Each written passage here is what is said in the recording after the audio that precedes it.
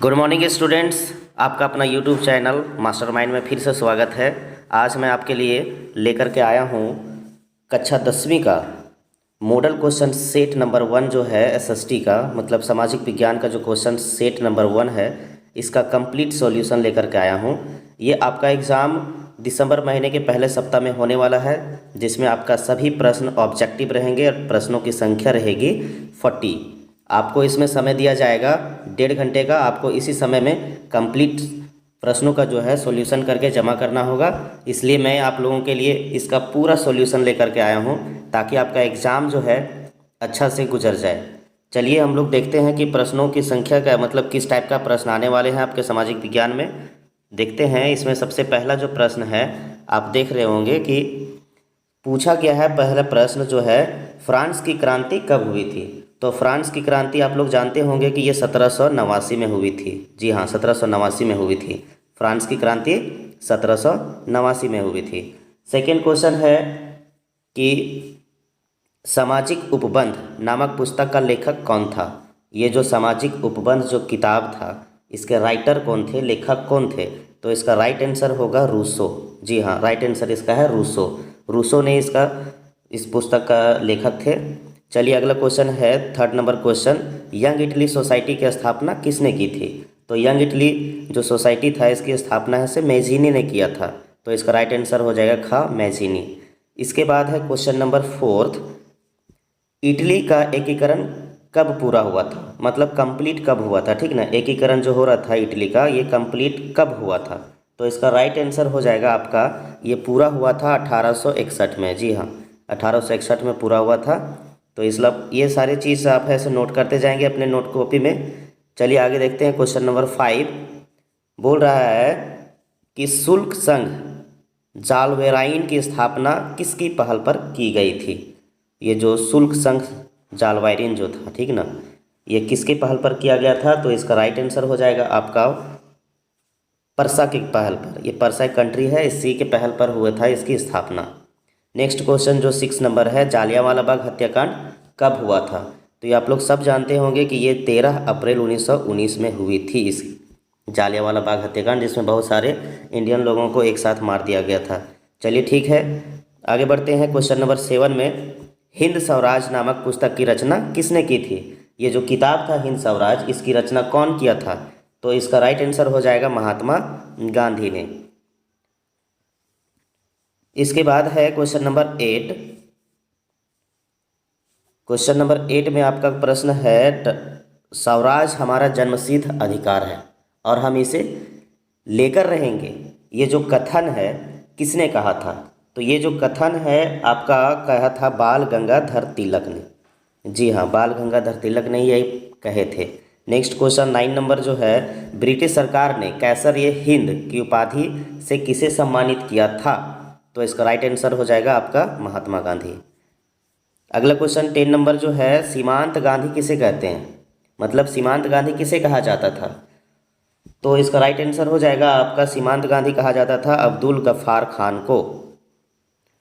अगला क्वेश्चन जो है 11th नंबर में आपका क्वेश्चन है, उत्पत्ति के आधार पर संसाधन कितने प्रकार के होते हैं? उत्पत्ति मतलब ये निर्माण जो होता है उसके अनुसार जो है कितने प्रकार के होते हैं? तो ये 2 प्रकार के होते हैं, नवीकरणीय और अनवीकरणीय। तो इसका राइट आंसर क्या हो जाएगा? आप लोग अगर ये क्वेश्चन आएगा तो का में टिक लगा दीजिएगा, राइट सही हो जाएगा। नेक्स्ट क्वेश्चन 12 नंबर जो है, जो 12 नंबर का जो क्वेश्चन है, पंजाब में भूमि निम्नीकरण का निम्नलिखित में से मुख्य कारण क्या है? मतलब ये क्वेश्चन कह रहा है कि पंजाब में भूमि का जो खराब हो जाना, मतलब मिट्टी खराब हो गया, इसके पीछे रीज़न क्या है? तो कारण है अधिक सिंचाई। तो ये इसका राइट आंसर हो जाएगा ख नंबर, अधिक सिंचाई। इसके बाद जो है 13 नंबर क्वेश्चन, प्रथम पृथ्वी सम्मेलन का आयोजन किस वर्ष किया गया था? ये पृथ्वी को बचाने के लिए बहुत सारे देशों का एक सम्मेलन किया गया था, ये कब हुआ था, ठीक ना। तो इसका राइट आंसर हो जाएगा 1992। ये 1992 में ये सम्मेलन हुआ था। इसके बाद है 14th नंबर जो क्वेश्चन है, किस राज्य में काली मृदा मुख्य रूप से नहीं पाई जाती है? तो आप लोग जानते होंगे कि यहाँ पे जो ऑप्शन है, ऑप्शन के अनुसार राजस्थान एक ऐसा जगह है जहाँ पे बालू ही बालू है। तो श्योर है कि राजस्थान में ही काली मृदा नहीं पाई जाती है। अगला क्वेश्चन देखते हैं 15 नंबर जो क्वेश्चन है, इनमें से कौन सी टिप्पणी प्राकृतिक वनस्पति जात और प्राणी जात के ह्रास का कारण नहीं है। मतलब कि यहाँ पे जो ऑप्शन दिए हुए हैं इसमें देखना है कि किसके होने से क्या है प्राणी जात और वनस्पति जात समाप्त नहीं होते हैं। तो ऑप्शन में इसका राइट आंसर हो जाएगा आपका का नंबर कृषि प्रसार। अगर आप कृषि का प्रसार करते हैं मतलब ज़्यादा कृषि करते हैं तो श्योर है कि वनस्पति जात और प्राणी जात में कमी ना होकर के ये और बढ़ता है। तो इसका राइट आंसर हो जाएगा कृषि प्रसार। 16 नंबर जो क्वेश्चन है, बाघ परियोजना की शुरुआत किस वर्ष हुई थी। ये आप लोग जानते होंगे कि बाघ की जो संख्या था बहुत घट रहा था, जिसके वजह से सरकार है इसे एक परियोजना लागू किया था। ये परियोजना कब शुरू किया गया था, तो इसका राइट आंसर हो जाएगा 1973, जो आपका ख में दिया हुआ है 1973। अब ऐसे हम लोग क्वेश्चन नंबर 17 में चलते हैं। क्वेश्चन नंबर 17 आपका क्या कह रहा है, अंतर्राष्ट्रीय प्राकृतिक संरक्षण और प्राकृतिक संसाधन संरक्षण संघ के द्वारा विभाजन में किस श्रेणी को रखा गया है। तो इसका जो मकसद था प्राणियों का जो लुप्त हो रहा था, ठीक ना, इसलिए इसको ऐसे बचाने के लिए ये अंतर्राष्ट्रीय प्राकृतिक संरक्षण जो संघ बनाया गया था। यहाँ पे देखेंगे कि इसमें आपका जो लगता है लगभग संकटग्रस्त प्रजातियाँ, दुर्लभ जातियाँ, लुप्त जातियाँ, इनमें से सभी। तो इसका राइट आंसर हो जाएगा ये सभी जातियों प्रजातियों को बचाने के लिए ही किया गया था ये संघ का निर्माण। तो इसका राइट आंसर हो जाएगा घ, इनमें से सभी। अगला क्वेश्चन है क्वेश्चन नंबर 18 क्या है कि 14वीं शताब्दी में किसने दिल्ली में सीरी फोर्ट क्षेत्र में जल की सप्लाई के लिए हौज खास का निर्माण करवाया। वहाँ पे दिल्ली में पानी का सप्लाई करवाने के लिए हौज खास मतलब बड़े बड़े हौज का निर्माण करवाया था। ये कौन करवाया था, तो इसका राइट आंसर यहाँ पे थोड़ा गड़बड़ लग रहा है। इसको देखने के बाद पता चला कि ये खिलजी ने करवाया था। तो आप लोग इसका राइट आंसर में लिखेंगे खिलजी, खिलजी लिख लेंगे आप लोग। यहाँ पे मैं लिख देता हूँ, इसका राइट आंसर हो जाएगा खिलजी। अगर क्वेश्चन में मिस्टेक है, अगर खिलजी ना रहे तो, लेकिन जब एग्ज़ाम होगा तो ये श्योर है कि राइट आंसर इसका रहेगा। ठीक है, चलिए ये खिलजी हो जाएगा इसका राइट आंसर। अगला क्वेश्चन है 19 नंबर, निम्नलिखित में से कौन सा वक्तव्य बहुउद्देशीय नदी परियोजनाओं के पक्ष में दिया गया तर्क नहीं है। ध्यान दीजिएगा कि यहाँ पे जो 4 बातें लिखी गई है इनमें से कौन सा तर्क है जो बहुउद्देशीय नदी परियोजना के पक्ष में नहीं है। तो इसका राइट आंसर हो जाएगा कि बहुउद्देशीय परियोजनाएं हमारे उद्योग और घरों के लिए विद्युत पैदा करती है। तो ये तर्क जो है बहुउद्देशीय परियोजना के लिए जो है ये नहीं है। तो इसका राइट आंसर आपका हो जाएगा घ। नेक्स्ट जो प्रश्न है 20 नंबर, सरदार सरोवर बांध किस नदी पर बनाया गया है। तो ये सरदार सरोवर बांध जो है आपका बनाया गया नर्मदा नदी पर। तो इसका राइट आंसर हो जाएगा ग। अब आगे का क्वेश्चन है 21 नंबर जो क्वेश्चन है, सामान्यतः किस देश का विकास किस आधार पर निर्धारित किया जाता है। मतलब कोई भी कंट्री है, किसी देश का जो विकास होता है ये कौन से आधार पर निर्धारित किया जाता है। तो इसका राइट आंसर क्या होना चाहिए, तो इसका राइट आंसर हो जाएगा आपका, यहाँ पे देखिए ध्यान दीजिएगा, बोल रहा है प्रति व्यक्ति आय, औसत साक्षरता दर, लोगों की स्वास्थ्य स्थिति। ये तीनों टॉपिक जो है तीनों आधार है, ये कोई भी देश को विकास करने के लिए बहुत ज़रूरी है। तो मतलब इसका आंसर राइट आंसर हो जाएगा उपरोक्त सभी। 22वां नंबर जो क्वेश्चन है बोल रहा है कि इसको समझने की बात है। बोला कि मान लीजिए कि किसी देश में 4 परिवार हैं, इन परिवारों की प्रति व्यक्ति आय 5,000 है। मतलब 4 फैमिली के मेंबर हैं, सभी का इनकम जो है 5,000 है। अगर 3 परिवारों की आय क्रमशः 4,000, 7,000 और 3,000 है तो चौथे की आय क्या होगा। तो प्रति व्यक्ति आय जो है निकाला गया 5,000, मतलब कि औसत निकाला गया है। तो इसका राइट आंसर क्या हो जाएगा, इसका राइट आंसर हो जाएगा आपका 6,000। मतलब कि इधर 4,000 7,000 हो गया 11,000, और इधर 11 और 3 हो गया 14। और कहने का मतलब 4 परिवार है, सभी का इनकम 5,000 है, तो ये टोटल हो गया 20,000। 20,000 में से यहाँ पे 4,000, 7,000 और 3,000 3 आदमी का है, तो चौथा आदमी का क्या होगा? तो 4 7 हो गया 11, 3 14, तो बचा 6,000। मतलब कि इसका राइट आंसर 6,000 घ में आप टिक लगा देंगे। नेक्स्ट क्वेश्चन 23 नंबर जो है, मानव विकास रिपोर्ट देशों की तुलना किस आधार पर करती है? मानव विकास जो रिपोर्ट है, ठीक ना, ये सभी देशों का आपस में तुलना करता है कि कौन अच्छा है, कौन अच्छा नहीं है, किसका डेवलपमेंट कैसा है, तो ये कौन सा आधार पर करता है? तो इसका राइट आंसर आपका हो जाएगा, यहाँ पे देखिए, स्वास्थ्य, शिक्षा, प्रति व्यक्ति आय, ये तीनों टॉपिक सही है। मतलब कि ये सभी उपरोक्त सभी पर, ये सभी आधार को लेकर के करता है। नेक्स्ट क्वेश्चन जो है 24वां क्वेश्चन जो है आपका, देखते हैं किस टाइप का क्वेश्चन क्या कह रहा है। बोला कि एक वर्ष में पैदा हुए प्रति 1,000 जीवित बच्चों में से 1 वर्ष की आयु से पहले मर जाने वाले बच्चों की संख्या क्या कहलाती है? क्वेश्चन क्या कह रहा है कि 1 साल का समय है जिसमें से 1,000 जीवित बच्चा जन्म लिया, उसमें से जो मर जाते हैं, इस दर को क्या कहते हैं? तो इसका राइट आंसर हो जाएगा शिशु मृत्यु दर, जो आपका ऑप्शन नंबर जो का में दिया हुआ है। क्वेश्चन नंबर 25 जो है, वनोत्पादक का संग्रह करना किस क्षेत्रक की गतिविधि है? तो ये कौन सा क्षेत्रक जो है वनोत्पादकता संग्रहण करता है, ये कौन सा क्षेत्रक में आएगा आपका? ये आएगा प्राथमिक क्षेत्रक में, क्योंकि जितने भी प्राकृतिक रिसोर्सेस है, प्राकृतिक संसाधन से रिलेटेड जितने भी क्षेत्रक होते हैं, सबको प्राथमिक में रखा गया है। नेक्स्ट क्वेश्चन है 26वां क्वेश्चन, कह रहा है कि वे क्षेत्रक जो सरकार द्वारा पंजीकृत होते हैं और उन्हें सरकारी नियमों और विनियमों का अनुपालन करना होता है, खाली स्थान कहलाते हैं। कौन सा क्षेत्रक? तो जो सरकारी होते हैं वो श्योर है कि सरकारी क्षेत्रक को कहा जाता है संगठित क्षेत्रक। मतलब इसका आंसर हो जाएगा का, संगठित क्षेत्रक।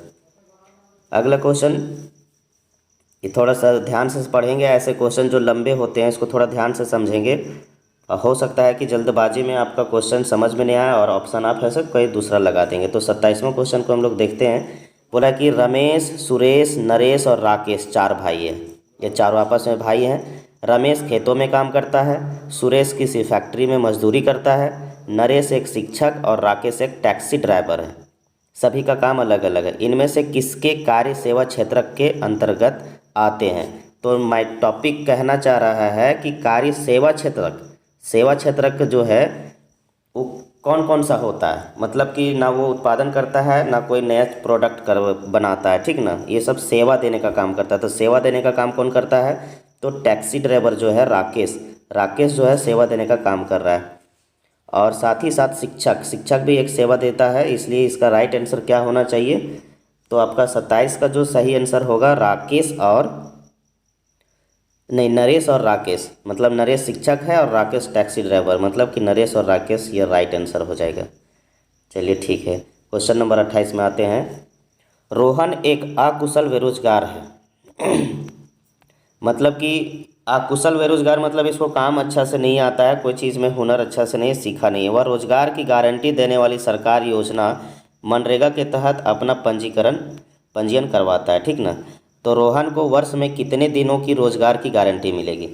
तो आप लोग पढ़े होंगे कि रोजगार गारंटी योजना जो है वो कितने दिनों के काम का गारंटी देता है? तो इसका राइट आंसर होगा 100 दिनों का। 365 दिन में 100 दिनों का वो गारंटी देता है कि हम इतना दिन का काम आपको देंगे। चलिए अगला क्वेश्चन देखते हैं। ये भी लंबा क्वेश्चन है, इसको भी ध्यान से पढ़ेंगे आप लोग। तो पहले मैं पढ़ करके समझाता हूँ कि क्वेश्चन कह क्या रहा है। बोला एक खेत में लक्ष्मण और उसके परिवार के 4 व्यक्ति काम करते हैं। मतलब कि लक्ष्मण और उसके परिवार टोटल हो गए 5, जिसमें सालाना 20 क्विंटल गेहूं का उत्पादन होता है।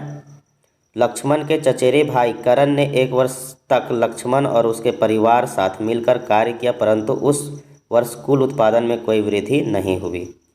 करण की परिस्थिति को किस क्षेत्र में रखा जाएगा? मतलब कि लक्ष्मण के घर वाले और लक्ष्मण काम कर रहे थे, साथ में उसका चचेरा भाई जो करण था वो भी काम किया, लेकिन वृद्धि नहीं हुआ, उत्पादन में वृद्धि नहीं हुआ। मतलब उसका काम करना वहाँ पे बेकार था, वो काम करे या ना करे, जितना उत्पादन होना था उतना ही होगा। तो ये कौन सा कैटेगरी में आएगा, कौन सा श्रेणी में रखा जाएगा इसका? तो इसका राइट आंसर हो जाएगा इसका राइट आंसर हो जाएगा मौसमी बेरोजगारी।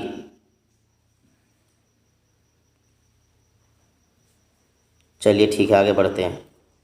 क्वेश्चन नंबर 30, अर्थव्यवस्था में प्रत्येक क्षेत्र के अंतिम उत्पाद की गणना, उत्पाद ही गणना क्यों की जाती है? देखिए, अर्थव्यवस्था जितने भी तरह के प्रोडक्शन होता है, ठीक ना, तो जहाँ से प्रोडक्शन स्टार्ट होता है, इसके लिए क्या है, लास्ट में जब प्रोडक्ट बनकर तैयार हो जाता है, कोई सामान बनकर तैयार हो जाता है, तो उसका लास्ट का जो प्राइस होता है उसका मूल्य का ही गणना क्यों किया जाता है? तो इसके पीछे क्या रीज़न है? इसका पीछे रीज़न है कि अगर हम लोग बार बार, जैसे कि देखिए बिस्किट का फैक्ट्री है, ठीक ना, अगर वो गेहूं खरीदता है, गेहूं का भी प्राइस को जोड़ेगा, फिर उसको बनाने में जितना खर्च हुआ उसका भी प्राइस को जोड़ेगा, चीनी यूज़ किया, जितना भी तरह का चीज़ है उसका यूज़ करने पर अगर करेगा तो बहुत तरह का परेशानी हो जाता है। एक ही जो मूल्य है बार बार दोहराया जाता है। इसलिए क्या है, इसका राइट आंसर हो जाएगा ख नंबर। क्या होगा कि दोहरी गणना की समस्या से बचने के लिए, मतलब कि दोबारा से हमें बचना है, इसलिए लास्ट में अंतिम उत्पाद का ही जो मूल्य होता है उसका गणना किया जाता है। चलिए ठीक है, अगला क्वेश्चन है 31 नंबर का जो क्वेश्चन है, ये क्या है, सत्ता की साझेदारी के संबंध में निम्न में से कौन कथन असत्य है? मतलब कि यहाँ पे जो कही गई बात है, इनमें से सत्ता की साझेदारी के खिलाफ में कौन है, मतलब असत्य है, यहाँ पे गलत बोला गया होगा, कुछ जो एक सेंटेंस होगा गलत होगा। तो यहाँ पे सत्ता की साझेदारी लोकतंत्र के लिए लाभकारी है, मतलब ये तो सही है। इससे सामाजिक समूहों में टकराव का अंदेशा घटता, ये भी सही है। और यह अस्थिरता एवं आपसी फूट को बढ़ाती है, मतलब ये साफ साफ पता चल रहा है कि ये ऑप्शन गलत है, ठीक ना, क्योंकि इससे ऐसा नहीं होता है, आपस में फूट को ये बढ़ाने का काम नहीं करता है, आपस में है टकराव को कम करता है। इसलिए इसका आंसर हो जाएगा आपका ग नंबर, यह अस्थिरता एवं आपसी फूट को बढ़ाती है। चलिए अगला क्वेश्चन है 32 नंबर जो है, निम्न में से कौन बेल्जियम का एक भाषाई समूह नहीं है? तो बेल्जियम का एक जो भाषाई समूह नहीं है, इसका जो है कंट्री, इसका नाम है स्पेनिश, मतलब कि जो स्पेनिश जो है ये आपका बेल्जियम का भाषाई समूह नहीं है। चलिए ठीक है, अगला क्वेश्चन जो 33 है, स्वतंत्र राष्ट्र बनाने के बाद श्रीलंका में किसे राजभाषा घोषित किया गया? कहने का मतलब श्रीलंका जब स्वतंत्र राष्ट्र बना तो वहाँ पे कौन सा भाषा को राष्ट्रीय भाषा बनाया गया था, ठीक ना, जैसे हमारे इंडिया में है राष्ट्रीय भाषा हिंदी, सेम टू सेम ऐसे श्रीलंका में कौन से भाषा को राष्ट्रीय भाषा बनाया गया था? तो इसका आंसर होगा, वहाँ पे सबसे ज़्यादा बोलने वाले जो भाषा था, सबसे ज़्यादा सिंहली भाषा बोला जाता था, इसलिए इसका राइट आंसर हो जाएगा आपका सिंहली। चलिए ठीक है, आगे के जो क्वेश्चन है, बस कुछ और बचा हुआ है, जल्दी ख़त्म कर दूंगा मैं। क्वेश्चन नंबर जो 34 है, श्रीलंका स्वतंत्र राष्ट्र कब बना? प्रश्न है कि आज़ाद कब हुआ था श्रीलंका? तो ये आज़ादी इसको मिली थी 1948 में, हमारी कंट्री को मिला था 1947 में, इसके एक साल के बाद इसको मिला था 1948 में। ये याद करने का मैं ट्रिक बता दे रहा हूँ कि हमारे कंट्री के बाद में श्रीलंका आज़ाद हुआ था 1948 में। क्वेश्चन नंबर 35, निम्न में कौन संघवाद की एक विशेषता नहीं है? तो संघवाद की विशेषता कौन नहीं है? तो यहाँ पे चारों सेंटेंस को आसानी से सावधानी पूर्वक पढ़ना होगा, और ये संघवाद के खिलाफ में कौन सा मतलब कि कौन सा विशेषता संघवाद के लिए नहीं है, ठीक ना। तो पढ़ते हम लोग, यहाँ सरकार 2 या अधिक स्तरों वाली होती है, तो ये बात सही है, संघवाद में सरकार 2 स्तर को होती है या फिर उससे अधिक स्तर का होता है। उसके बाद है अलग अलग स्तर की सरकार एक ही नागरिक समूह का पर शासन करती है, और जो भी सरकार बनता है कंट्री के जितने भी नागरिक होते हैं सबके लिए होता है, तो ये भी सही है। फिर बोला विभिन्न स्तरों के सरकारों के अधिकार क्षेत्र संविधान में स्पष्ट रूप से वर्णित नहीं होता है, ये गलत है। मतलब कि जितने भी सरकार होते हैं ये सभी का जो उसका अधिकार क्षेत्र होता है वो तो संविधान में होता है, लेकिन ये बोल रहा नहीं होता है, तो इसका आंसर हो जाएगा ग, कि विभिन्न स्तरों के सरकारों के अधिकार क्षेत्र संविधान में स्पष्ट रूप से वर्णित नहीं होता है, जबकि यहाँ पे होना चाहिए था वर्णित होता है, तो यही सेंटेंस का आंसर हो जाएगा। नेक्स्ट क्वेश्चन है 36, निम्न में कौन भारत की अनुसूची भाषा के रूप में शामिल नहीं है? तो यहाँ पे देखिएगा मैथिली, संथाली, असमिया, ये सब तो इंडियन लैंग्वेज है, लेकिन यहाँ पे जो अरबी भाषा है ये भारत के अनुसूची भाषा में शामिल नहीं किया गया है इसको, तो इसका राइट आंसर हो जाएगा अरबी। नेक्स्ट क्वेश्चन देखते हैं 37 नंबर जो क्वेश्चन है, निम्न में कौन सुमेलित नहीं है। मतलब कि यहाँ पे दो दो जोड़ा करके ऑप्शन दिया हुआ है, इसमें देखना कि कौन सा जोड़ा सही नहीं है, इसको आपको टिक लगा देना है। तो 37 में हम लोग देख लेते हैं पहले क्या क्या है। तो सबसे पहला है कि राज्य सरकार और राज्य सूची, ये सही है। और केंद्र सरकार संघीय सूची, ये गलत है। तो इसका राइट आंसर हो जाएगा आपका केंद्र सरकार और संघीय सूची, ये आपका गलत है, ये सही मेल नहीं है। ठीक, अगला क्वेश्चन जो 38 है, भारत में विकेंद्रीकरण के संबंध में कौन सत्य है। देखना है कि विकेंद्रीकरण से रिलेटेड जो यहाँ जो लाइन दिया हुआ 4, ये कौन सही है, उसको हम लोग चयनित करना है। तो बोल रहा है कि अब स्थानीय स्वशासी निकायों के चुनाव नियमित रूप से कराना संवैधानिक बाध्यता नहीं है, ये तो गलत है, इसके लिए नहीं है, इसके पक्ष में नहीं है। सेकेंड नंबर जो है ऑप्शन खा, वास्तविक विकेंद्रीकरण की दिशा में एक बड़ा कदम 1992 में उठाया गया। जी हाँ, यही होगा आपका राइट आंसर, ये विकेंद्रीकरण के पक्ष में ये बात है, यही सत्य है। ठीक, नेक्स्ट क्वेश्चन है आपका 39वां जो क्वेश्चन है, बोला निम्न में से कौन सुमेलित नहीं है। फिर से देखिए वैसा ही एक आ गया, ठीक ना। तो इसमें अभी हम लोग को पढ़ना पड़ेगा ध्यान से कि कौन सही नहीं है। पूरा क्या नंबर बोल रहा है, वर्ग विशेष के हित समूह। तो वर्ग विशेष के हित समूह के साथ क्या दिया गया कि किसी विशेष तबके या समूह के हितों को बढ़ावा देने वाले संगठन, तो ये सही है। राजनीतिक दल, ऐसा संगठन जो राजनीतिक सत्ता पाने की गरज से लोगों को लामबंद करता, ये भी सही है। आंदोलन के साथ है कि किसी सामाजिक समस्या के समाधान के लिए चलाया गया एक ऐसा संघर्ष जिसमें संगठनिक संरचना भी हो सकती है, नहीं भी, ये भी सही है। दूसरा नंबर है जो बोला दबाव समूह, राजनीति में सीधे भाग लेते हैं। ये दबाव समूह जो है राजनीति में सीधा भाग नहीं लेता है, ये सही नहीं है। मतलब कि इसका राइट आंसर हो जाएगा घ। एक लास्ट क्वेश्चन जो है 40वां जो है, निम्न में कौन सुमेलित नहीं है। फिर से वैसा ही क्वेश्चन। तो यहाँ पे बोला नर्मदा बचाओ आंदोलन एक मुद्दे पर आधारित आंदोलन, ये तो सही है। खाद्य विक्रेताओं का संघ, ये दबाव समूह, ये गलत है, ये साफ साफ सही पता चल रहा है कि ये सही नहीं है।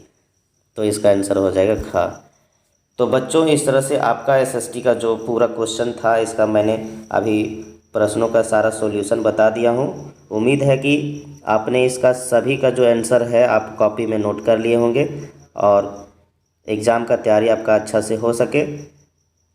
तो चलते हैं, मिलते हैं अगले वीडियो में। हम इसका सेट नंबर 2 और भी अलग अलग जो जितने भी सब्जेक्ट हैं सभी का सेट को मैं बारी बारी से अपलोड करता रहूँगा।